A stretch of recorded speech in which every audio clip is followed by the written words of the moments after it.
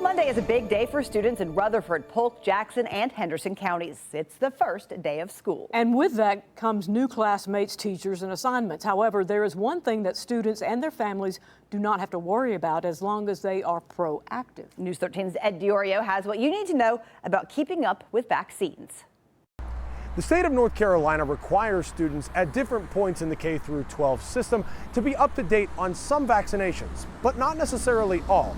There's still recommendations from pediatricians and doctors because there are still bugs that'll make their way into the classrooms as a new school year begins. Overall, a greater risk of being sick in the fall, and so it's a great time to get those vaccines. And many of them are already required by the State Department of Health and Human Services.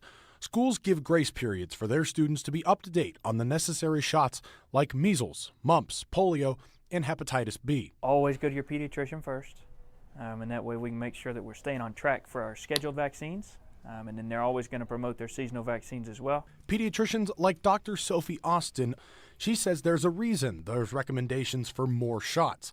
When kids go back to class, some infections are more common than others. Some of the ones that are not required, but that most pediatricians will still recommend is flu and COVID. Again, being in a classroom with 30 kids is high exposure. While the essential vaccines need to be complete early in the school year, keeping an eye out for COVID and the flu after August will help heading into late 2024. August, September, it's more of things that common colds, but usually the flu, RSV, COVID, those are typically a couple months after school starts. So once we get into October, November. The Henderson County Health Department is going to be holding clinics for vaccinations. For information on that, you can find it at WLOS.com.